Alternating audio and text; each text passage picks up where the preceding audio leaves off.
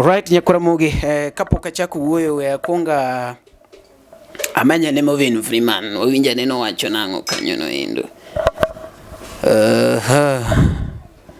Morgan Freeman.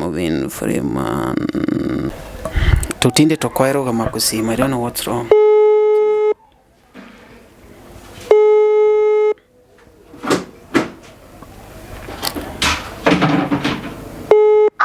Umari nice. Bayo. Umari. Ba. Umari. Baba jogi lawi e mbui. Wananitamani. Jogi lawi, aneno kilawi e mbui. Jogo lawe dudli ngata, manoma. Aduoga chichi gene seche mina wuoyo kodi ne pok aneno gini. Koro ing'eni ka ya kacha to aduoga chichi ni kare momiyo ni push interview na nyaka after surgery. Bande nyoro wiya no pogli wale. LTN Luo Trending Nation.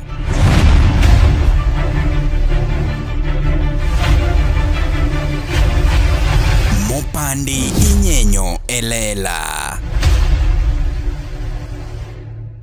Yo, this is serious, very serious. Name Luo TikTokers man Nairobi. Nyocha se kono uni kenda se bedo ka kono uni ya. We uru ngao ngima tu dier ko yech kanisa. We uru ngao ngima. We uru ngao ngima. Ngao ngima di chuni kono ji. Kasto nyingi kethore. Tokuinji. Nairobi nigo pochuni tima ngeny. Nairobi nigi mjengo. Nairobi nigi tije kampuni. Nairobi nyari tije beba. We uru ngao ler. Tuonge pesa. Morgan Freeman. Nyochi tuo yes. Mi dhio hospital mo pimi mi oyud ni kidney stone. Lakini oken gimo ningo bene timo ne surgery. No mi yath ni dhi muony 1 week dhi chango. Ito koro kana isedonjo hospital mi go picha more mashindi cha ineno mane mano koro pochuni timira kwalo guji e TikTok ni. We kuru timo rukama. Mamo me sindi benyocho wuok ni baba gi otho. Oyuak ni ji wang kamera. Ni baba gi benyocho akonye ka ima sindi chantie baba gi moro benyocho akonye. Mo backfire. Ukudu wiji. Morgan Freeman. Kin denyo. Yonge pesa. Katen gi shida moro mida timo gi pesa. Ingo siepe mang'eny. Bia ni atan Morgan Freeman an gi shida. Changna uru. Oto tamachulo. Changna uru. Ada timo gima kama gi pesa. Tok ni di fake ni tuo. Kasi wacho kanyo ni idwa 200,000. Even daktari kata man hospital mane dhieno. Beshanga wacho manani to manga manade. Gimbe gidwa manani provide gie. Gi document. Mane ginyishe ni surgery ni dhi tim ka to dhi cost pesa makama. Hospital mane dhie kende ok tim kata surgery mabe dakteche go wora Morgan. Uolo wang simbe wagi uolo FYP meke wagi pay bill ma fake. Ya hospital ni to kinyin gi pay bill. We kuru timo rukama. Kidenyo ingi shida. Be very genuine. Wachini adadenyo. Dhiuruti. Akatanan Mr. Kede kama nan TikTok ata wango radio. The whole world knows. Nia wango radio. And I'm not ashamed of it. Une muyenyo. Tuyenyo ki dieri ngao ngima idwa ni kwalji. We kuru kudu wiu. We kuru kudu luo TikTok wiu. Luo TikTokers. Uda walo mokber. To an kaka Mr. Kede pok na bira kane ya wacho miriambo. I have the evidence. Gini nyocho walo mos. Nikech urwa walo giji. Ere kaka dangi ni gut ni nende giri scanning cha. Kasi di post. Kisana no ka ji like mang'eny tibiro ni koro mano koro opportunity mida mago ji pesa TikTok ni. People are suffering. And TikTokers man Nairobi gi. This is your trend. Ukuk manaweche mar maji. Anta kwero hukumu nyatera be onge nikech udenyo. Akwero hukumu nyatera onge anan gi tija loso radio unu denyo ukweche TikTok. Ukwele TikTok. Left, right and center.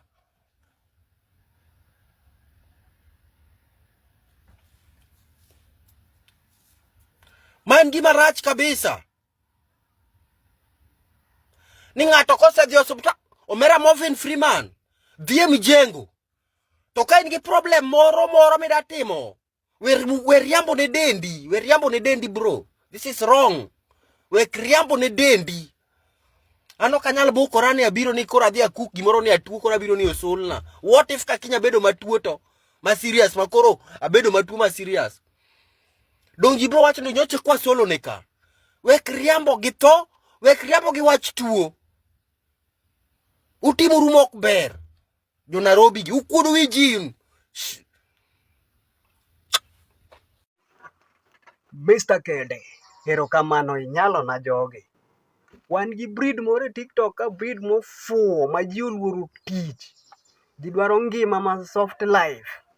Mimadhe kong'o tisero nyiri timiel gi kitamba e ufuku. Bullshit. Nyaku ti, you have to work. Ng'ama biro miyo pesa sani usechako koni nyaka ji. Onge, jo TikTok onge. Soft life manade? Ng'ama ohero soft life either ibed gi dayo kata ikoni ji. That is the only way you can get money. Bullshit, luo TikTokers. Ufuo sana. Kar mondi main tich iti, siko ni ini promote angla. I promote jajawa mago thum to do kode to dagi chiege maber. Iti fuadhuri. Dak koyundi. Dak awinyo. Tibukori ni soft life. Soft life mane bwana. Nyaka nyi TikTok wang'eu kwaru lewni mutimo go TikTok. Focus. Focus you guys. Focus many pesa ikete ufuku koka wabro winji. To nidwa miel nwa taoni chuny boma kucho gi kitamba ufuku to pesa bende yonge go. You are equivalent to nothing. Bullshit. Ja TikTok onge gima nyakona. Ja TikTok bro kona ng'o bwana. I earn my fucking money. Shep. Kanindo piny nyaka chakru kinyi nyaka odhiambo. Can repair gearbox ati mang'ota yudo pesa ma clean. Do I need to con someone? Bullshit. TikTok ok kin gi dayo. Tichulo ni ot. To ikoni ji. Where do you get money? Bullshit. Mr. Kede. Ka ukijende apare TikTok ipuonj wang'o radio. Amba bro kawa apare TikTok moyie tich abro puonjo gi loso geche. Mondo giyud pesa gikete ufuku giwengi mamoko ma fake life. Bullshit. TikTok tindi luongo ni prostitutional app. App mar chode. To ji bende onge pesa. Ado wuoyo kodu kaka wakili mar the famous dancer Morgan Freeman. Koro nitie gima dhi mbele kar ka nitie jok ma koro yaw ne Morgan live. An kaka wakili mar Morgan Freeman awacho ni client na doko konu pesa. Ne awinjo ka jomoko koro dwani nuter Morgan mbele gi obtaining with false pretense. Contrary to section 138 capital 2 of Cap C. Abroad winjo maber. Morgan nowacho ni en gi kidney stones. Unoloke ni kidney stones to keto till kanyo uchako ore pesa. Ng'amoko ok walo ng'a.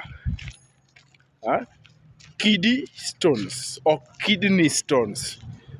Therefore, we are therefore filing a case against you of defaming my client. My client nowacho ni en gi kidney stones, not kidney stones. Hapa ni ugeta right. Joka mamai Tumbili to one kai LTN. Yo, what's up guys? This is Tumbili na niko chilled ndani ya Luo Trending Nation. Keep it locked.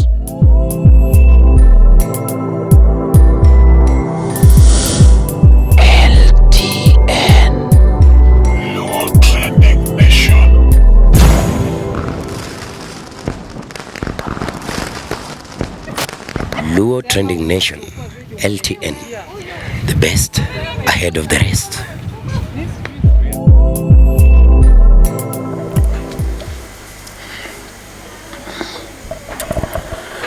Yes, nyakora mogi machiegni kendo mapodi luongo ni LTN Luo Trending Nation, luonga no marinasho maricheno jamani mbele chini mineno mbele emiyoko. Nyakora mogi kawuono bende wadwano wach maten, wach mar Morgan Freeman mabende osekelo penjo mang'eny ahinya kachacha endo ewi jok mopogore opogore, and adwana adhi gocho ni nyaka Morgan Freeman kaendi wawinja nene to en owacho nang'o generally nikech gini koro odhi marach. Jomoko wacho ni eti ni iluongo ni kidney stone, no ne Morgan Freeman noko wacho ni kidney stone, ka jomoko bende wacho ka chaendo ni en gima legit. Apani nuneno ka chaendo ka Prince Indah no post mar Morgan Freeman to bang'e endo bi ochako gole, nyiso ni ne nitiere pogruok kanyo endo e paro, kuma jomoko bende pod paro ni Morgan Freeman tiyo gi tuo mar kono e jopiny. Medikete mana kaendi nyakwara mogi iluongo ni Luo Trending Nation. Kapok subscribe takia gimitimo kaendi, gimomiyo watch gini pile pile to kidwa subscribe, une jok maduoko joluo chien. Onego bed ni sama ji tho to Nyasaye ong'eyo jok magichakogo, nikech kokidwa dieri mabiro maler mopuodhe kama maketo nyaka light gi ler kama idwarang'o subscription mabi ok chul pesa ni subscribe. One, subscribe. Two, subscribe. We chieth guok. Meanwhile, mediketi mana kaendi iluongo ni Luo Trending Nation. Wadwa ng'eyo adieri makende. Weche mopondo, weche mopandi, inyenyo elela. Kineno kokuo kuomi matiende ni onge. Isebe. Ne sigana mamulo ngimani, sigand joluo, joajawa. Jothum mokwongo kapok waduogo kuom joangla, ong'eyo ni life mar jothum gi familia margi ineno. Luo Trending Nation ni ong'ala manyime mar gundho ni wechegi kaka gitimore kod ng'ama otimogi maonge deo wang'. Ochiem to chiem mariek nikech be samoro Tudri kodwa seche duto, ndalo duto, kinde duto e tong wang' mbui mar YouTube, TikTok, Facebook mondo yud wechegi kamora mora ma intie mana kar bedo. Kete mana kae, kete mana kokidwa kete ka to wabro keti gi thuon. Luo Trending Nation, LTN, the best ahead of the rest. Nikwara Mogajwang, anto anem sadek tatu, mambo yangu ni matatu. Apudo duong, tamadho kongo, tamiela jawa. Abiro kendo tok ma. Karamita mo yaonwa, karanyuol tuloro kabisa. Koro gimanie public domain to nyaka wawuoye. Chuo manie TikTok ka mamiel, mamono weko, winjauru maber. Miyo mowekino wek kako weki gini wuon aonge koke shida nikech mano to agreement maru kode, inyalo timo gimidware ngimani. Lakini donge ni se amua nino kidwa tiyo, idwa ni biro mayom. Donge miyo no tiyo loka to pesa moyudo oro ni. Donge ni sawa. Shida na en ni sama koro miyo ni oseweyo supporti, oseweyo oro ni pesa rent, pesa chiemo, pesa gimora mora, depression koro donjo ni. Donge koro ibiro no TikTok, iloso no pay bill, iloso no till number, mondo koro wan wawuon koro wachang ni pesa. Donge iwuondo wan koro ituo. Ni ditu koro maki, idwa ni tim ni surgery mare 1,500. To muma master ni oro ni pesa tichamo gi nyiri, idhi mielo godo ajawa, imadho go kongo, iwago njaga. Donge iseywa njaga matuo maki, isemadho kongo makoro dendi koro timore kia nade. Miyo mane oro ni pesa na be koro weyi. Koro imanyo rent. Imanyo rent a TikTok. Ngane. Ui okadwa we. Sama miyo no mii pesa. En sure ni moki kawo invest kumoro. Ok ni pesa mimi idhi puodo go duong nyiri. Pesa mimi idhi mielo ga jawa. Kuma inda dhiye nyaka neni. Kuma inda nitie nyaka neni. Ma inda nyisi ni kijana. Yawa ini yweyo tich adi. Ma inda wuon mawer. Beji ni to kijana, to inoki ywe. Pesa itero mana kono. Pesa koro ka koro dhod pesa use lor nikech ng'ama mijinga okinyal tiyo, you are very lazy, ini miela kaka miel ni. Ngima tiketo malo gi pesa Mumamas. Mumamas koro koseweoro ni pesa tikelo nwa paybill ni wasol ni TikTok. Omera tigi wiyi. Pesa mimigo ensure ni kaki wuone yudo pesa go invest matin. Ibinja.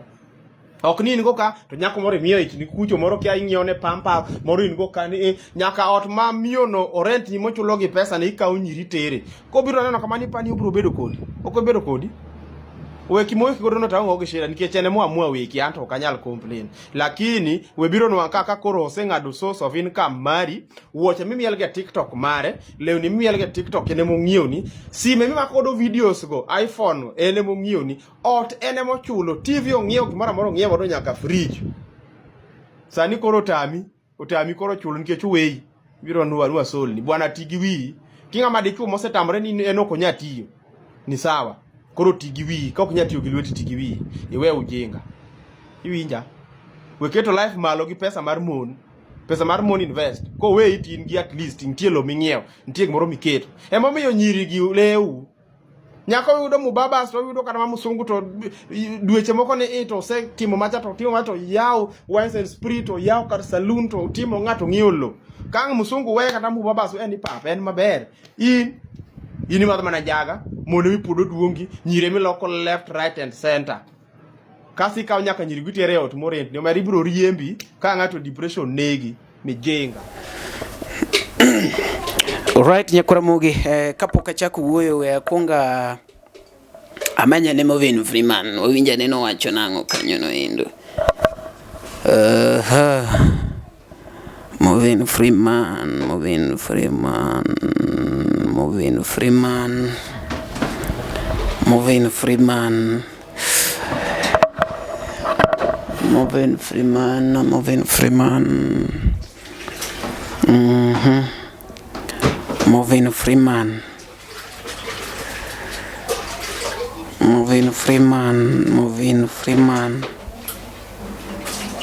Movin Freeman amanye kaendi amanye Movin Freeman Mazimu ngato nyalo wacho ni timanyo Movin Freeman kanye Mazimu amanye kanye no endo amanye ne Movin Freeman wawinja ni to wacho nango nikech koro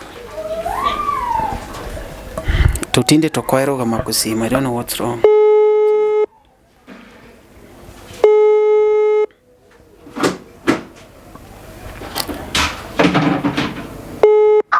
Umari nice. Bayo.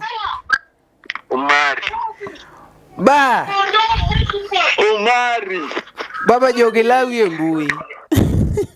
Wananitamani.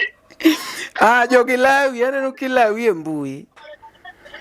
Jovolawe dudli ngata manoma. Aduga chichi gene seche mina wuo kodi ne poka neno gini. Kori gene ka ya kacha taduga chichi ne kare mumio ni push interview na nyaka after surgery. Bande nyoro wiya no pongili wale. Tokoro. Adwa ni igodho gi piny, adwa kao voice ni matin, igodho gi piny ikon joge ni anange siasa nikech an no usa Ajawa kaendi a negative way, and it was very difficult for me to convince others ni ang'ama ber. Koro nitie jok moko manyalo bedo achiel ariyo adek mausi marach bwana maka koro ng'ato neni to neni e yor conman.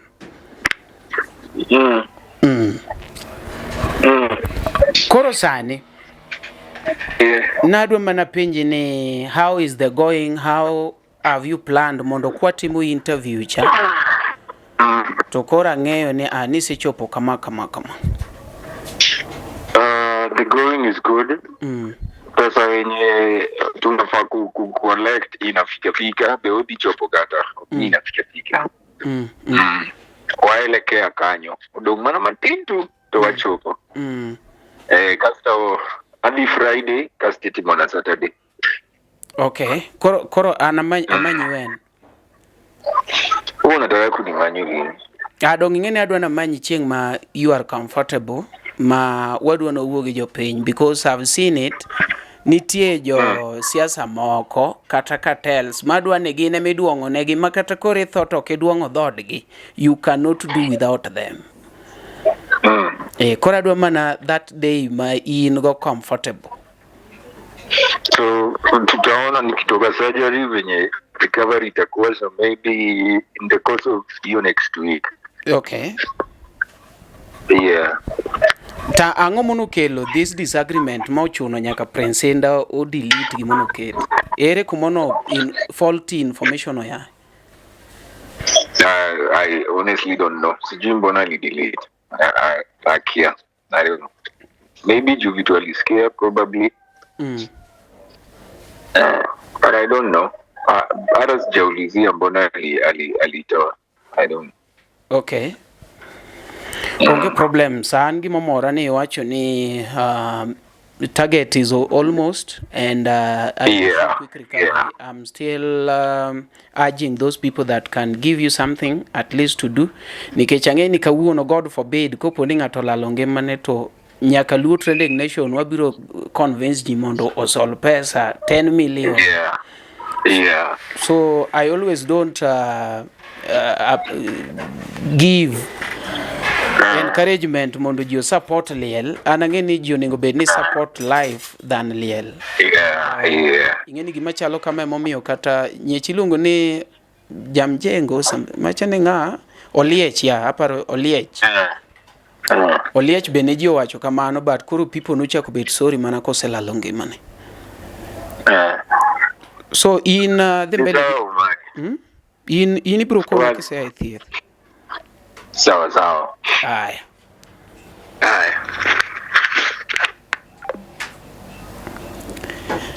Nyakwara mogi mano Morven Freeman. Wano wuyo gi ji kachiel. Ng'amoko mako simu sawa. Ng'amo mako simu sawa. Morven omako simu. Owacho ni opango obiro dhi Friday titimo ne surgery on Saturday. Mano from his own mouth. In miwacho no adier ma in go manu mari. Anagocho ne Morven. Anagocho ne ng'ano. Tapenje. Bwana wacho ni igine ilawi mbui bwana gini en nang'o. Guys, uamua nwadhi maandamano mar Morven karang'o? 250 gi 50 ok nyal dhi nono kamano. Yani Morven beda page mineno niya TikTokers gi ofuo. Adwa kwalogi. Imer December kochopo January to kori yonga gi pesa koma ni to kora beti matuo. To gima dwa tuo ya nyaka cost mana 250,000. Alafu iwuok tidhi hospital tidhi chiwo siling 1,000. Tigo yie picha e kitanda kinindo ni tuo. Alafu iduogo nyiswa ni ngi kidney stones idwa timni operation.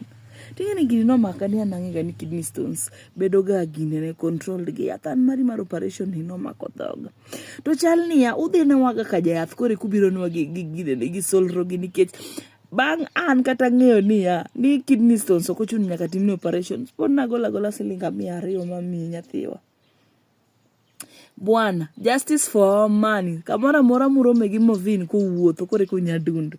Aluru wieno kadok piny. Kwani miel magi miel nega wasani gi ok giyud ga pesa morom.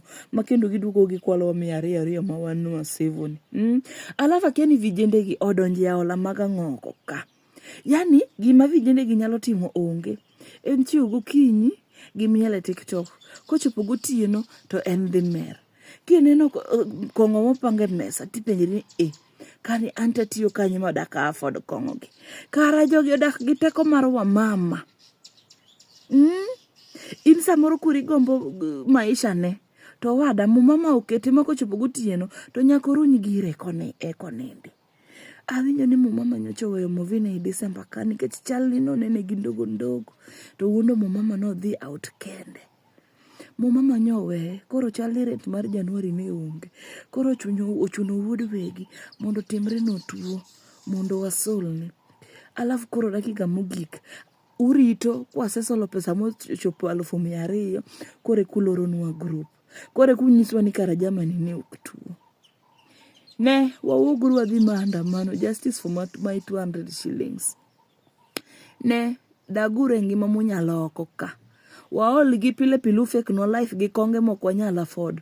To kutuo to wane mundu ogunwa ka mundo wasol. Usechopo nyaka kamu fake nyaka tuo. Po. pesa kalas, mboka kalas. Only admins can send messages. Alienda ka change, only admins can send messages. Yeah. Ndio hiyo sasa. Only admins can now send messages. Exactly, Leonhard. Anaweza kuwa alikuwa mgonjwa, but it was treatably and he went home. Correct. Hatukatai, anaweza kuwa alikuwa in need. Si ndio? Akatibiwa akaenda nyumbani. But he went too far with the 210,000 contribution. Because as of now, this is what they have contributed. As of now, tumechanga pesa ngapi ama mumechanga pesa ngapi nyinyi? Studio yangu nimeona hapo juu umetoa 200. Ndio ile pale. Na studio nimetoa 200 na account nyingine ya Safaricom. Hapa wamechanga pesa ngapi? 131,755. The thing is, Movin alikuwa na pelvic issue, lakini there were no surgery needed. There were no surgery needed. Hata Leonhard has confirmed. There were no surgery. Leonhard anasema anaweza kuwa alikuwa mgonjwa.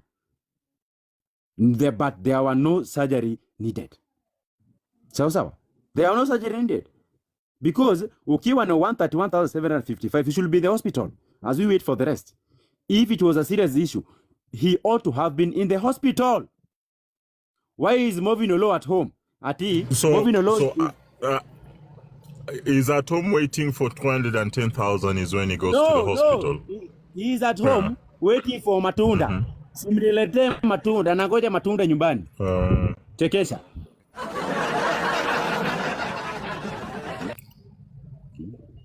He is at home waiting for matunda. Unanielewa? Hey. Okay. And you can confirm with me. Hizi surgery zinakuanga the last option kama mtu amelemewa. Anybody can confirm. Surgery za kidney stones. Sawa. Zinakuanga serious. Inafikanga last stage. Okay? Because according to the lab report, guys, group imefungwa saa hii, only admins can send messages. Group kalas. Sawa. Group imefungwa. Only admin can now send messages. From the group it is here.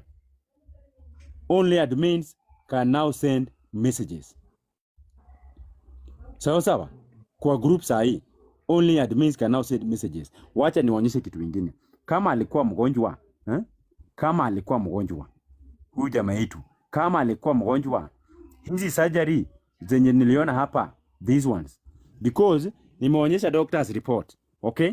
This is from the German Medical Center. Nimewaonyesha Movin Omondi Olo. Date of birth ndio hiyo hapo. Sawa. Referred from Mama Lucy. CT scan, kidney, uterus and bladder. Clinical information, grade 2 hydronephrosis. The findings are as this. Wacha nisome once more ndio mjue mwoshwa.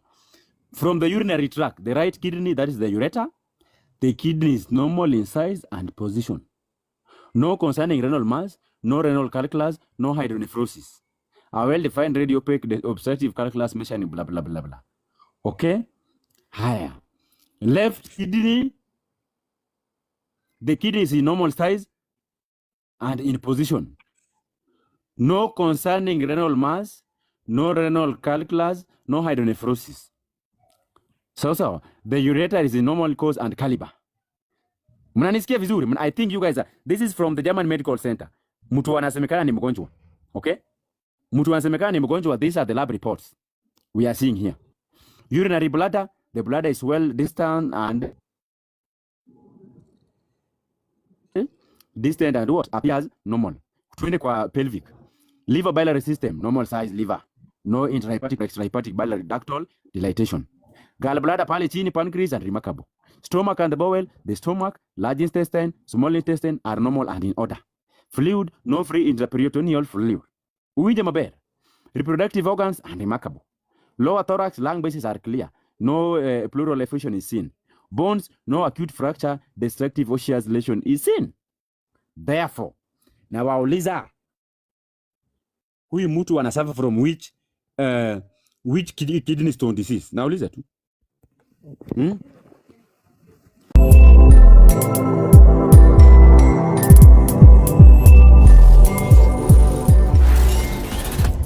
Ne oganda luo kendo e piny luo. oganda wopong' kod were mathoth mapoko yangi. Nyota mag rowere bura dimo ka duond jowa modhuro bende poko winji. Wakeloni Luo Talent Search mabiro kod tekre makende. Ma en chenro mowuok oko mar yango kendo konyo jogo man kod were mar miyo ji nyiero, wer, miel, lendo kod mamoko mathoth. Luo Talent Search biro mar neno ni lek magi ochopo kare. Be in kod oteku mar bedo duond Luo, bedo sulwe mar oganda Luo. Riwri kodwa mondo piny ngima one mich mani ogwedhigo. Ma kik bai. Your talent, our stage. Let the search begin. You know, this is Ready, dancehall artist. I'll be performing at Luo Talent Search 15th April 2025.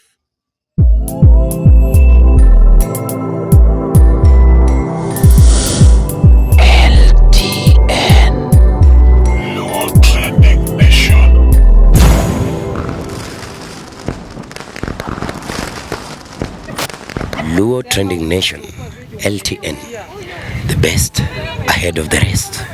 Guys, kunena na Movino kokanyo, tunyisi uruni 10 tena. Lakini buumora ga TikTok ka. Yani, gine yo TikTok celebs ki. Vijende ki mer from Monday to Monday. Ngato mer from Monday to Monday to onge gi tich, investment mora bende onge godo, manyiso ni onge gi cash flow. To jama miel TikTok kai maka mikiti nungu ni onge nyathi josakwa. Koro, nyocha neno ka fellow TikTok celebs post nuwa ginene ilungo nango till number. Tapenyana, kwani ang'o motimre koso jathum moro dwa dhi golo thum. Koro kasomo beta ido ni Movin tuo, ni nigi tuo mar kidney stones, koro isolo ne nyathi dhako wadwa. Idwa dhi timne ang'o operation, tapenyana, kidney stones ochuno nyaka timne operations ama inyalo ginene control gi yatha. Maybe mareno serious. Koro kaling mathis, tadonje group. Koro group osechanga moloya siling 200,000 to kwapo to wapo kara sitorini enesikam kara wodo egi okutuo jokama. Koro ka ng'ani tem question, ng'ani ka tem question dongo olorno group jokama. Ok inyal send any message, admin kende manyalo wuoyo. To koro apenjwe, Movin tukwalowa kama nang'o yawa. Yani uchiwa gokinyi moyudo ka nyu utieko pesa Disemba. Koro wamua ni jogi wigi diny, weuru wakwalgi kaka saa sudo. Anyway, kikuble Movin, awinjo ni mama manyocha fund lifestyle ni mama moro mawuok Galoka cha. Ni nyocha we nyathi dhako wadwa, to we gi rent areas. Nikech kata pesa manomich, pesa orani nochulo go rent January gine December. Ne okochulo. Koro samoro mae pesa moneno ka koro mama osedhi. Samoro mae pesa modwa chulo go rent to mondo chak godo life ne. Lakini buumoro waga jokama. Yani untijwe ni jawangla mane mogolo thumo tim challenge wadhwa mere ba. To kata mana kaka ujitegemea onge. Dichwe inyone nyaka ginene. Nyaka bra, nyaka boxa. To kineno kaka gichaji oko ka. Tipenyiri ni yawa, nakoso ne Nyasaye ang'o. Kara gin mana buoyo lilo. Jogi kik miu pressure. Movin omako simu. Owacho ni opango obiro dhi Friday titimo ne surgery on Saturday. Mano from his own mouth. In miwacho no, adier ma in go manu mari. Anagocho ne Movin. Anagocho ne ng'ano. Tapenje. Bwana wacho ni igine ilawi mbui bwana gini en nang'o. Ineno? Yeah. And so nyakura mogi. Kokinyal konyo, relax. Waweuru bedo active e siasa. Nyaka jok monok follow solro mar Movin Freeman. Sani koro te jifollow. Ifollow to shilingi onge kanye chalo koda. Iwuoyo marach, ishare posts ma negative to pesa ni to onge kanyo chieth wuok. Wanjo luo dwa walo sana. The way you are ready mondo mi ulaw ng'ato be ready to konyo. Mano gima pod anuoni, mano gima pod awacho. Sawa, ng'ato kuongi we weche madhi gi health gi tho idhi go mos, ikuongi dhi neno ni timore nade. Kotieko moko dhi e surgery moleng, koro moki, koro ichwado ng'ato 10 nil bene dhi e surgery tang'o gi surgery, koro iyudo ka onge. Tok ni ng'ato kore kosol ki 6,000 usechako lepo. Chieng' moro ng'ato ne tho e lwetu, gik mu sponsor to gik manono, but gik mok ma samoro otenore gi health koro uchako kete siasa mang'eny. Ana wuoyo kama nikech pok ukonya, to ok asayo ng'ato ni mondo konya, but koro nanyiew gigi ni mondo wawuogo kodu. Koro gik moko madhi pando ni kena ng'owa. Nyoro no ninga bed gi Movin Freeman. No lawe makakubi owuo gi jopiny otame. And it is happening. An kende makolawa ta wuoyo. An mono kokomo gini ukete kona ta wuoyo. An ukete kona ta wuoyo. Ana wuoyo. Sawa. Koro my truth meto marinash. Wan wabiro wache kaka en. Kionge pesa, we ng'iyo data mar lao Movin Freeman. Makoro chuno unugolo. Naneno Janu the governor kano segolo post manoketo.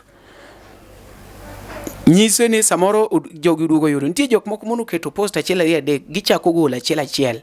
Nyiso ni giduogo ng'eyo. We keto gimoro kapoko utimo detail. Chaluru LTN, makwese keto to sawa. Er kanyo. Wanonge chieng' muno bua kete apology nikech wakele kaka en. Sawa? Ikete kaka en. To we keto gimoro maketo kichaki gine. Wanonge ka nwatamore golo nyaka kwa dhi SL ka ng'ane tero ilongo ni ng'a. Jatho munu lal gore. Yeah? Nikech nwang'e maber en gima legit ng'amuno kete pod ngima wan koro ni mako wan nikech wang'o waonge gi nyalo. Nyasaye mok nende.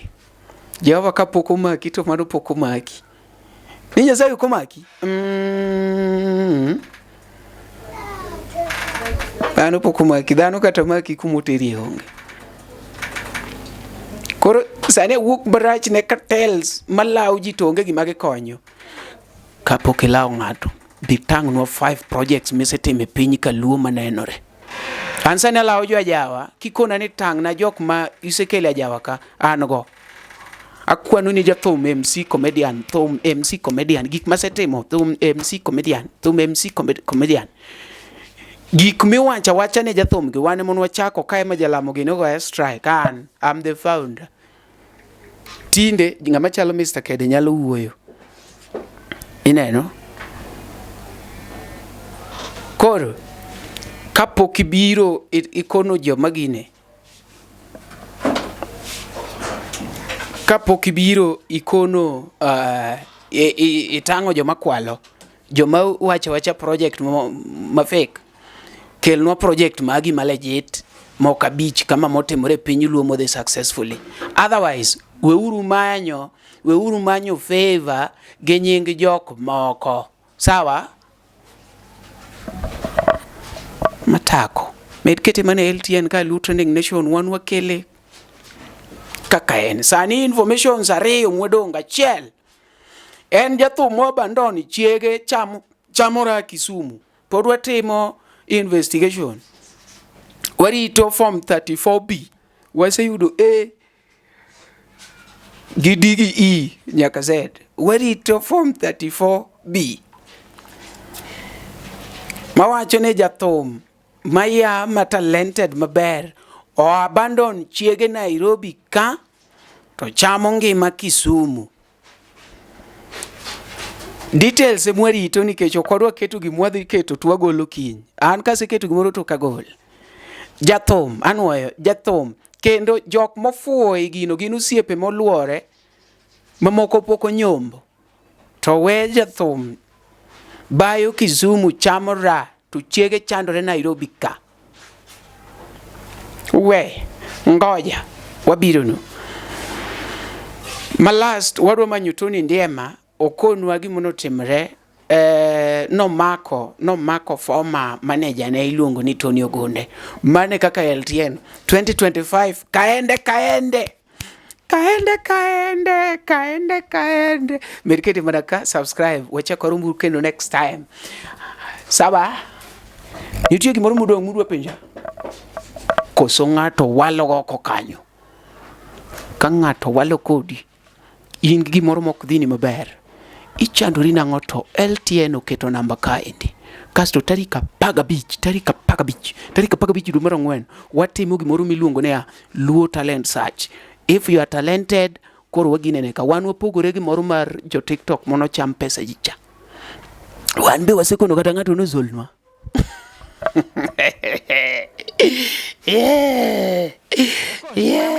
My name is Edgo Diambo and I am a freelance journalist from Nairobi, Kenya. Hakikisha kwamba unapata kutune in ndani ya LTN, that is Luo Trending Nation. Hapa this is the home of all supportive channel ambayo so far imepata kuwa kwenye industry and so far inafanya vyema sana, imekuwa ikipromote sana wasanii kutoka the Luo land, that is called the Luo Nation, wanapata kuchipuka kutoka kwa channel kama hii. Guys, hakikisha kwamba unapata kusubscribe, bonyeza alama ya subscribe ufike 100k subscribers. Kazi safi sana hapo, chapa kazi.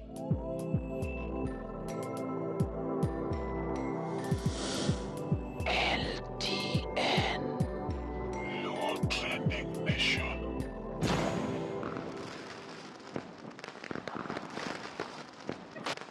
Luo Trending Nation, LTN, the best ahead of the rest.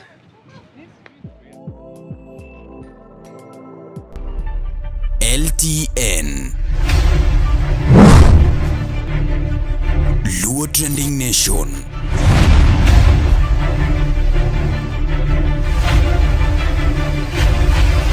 Mopandi inyenyo elela.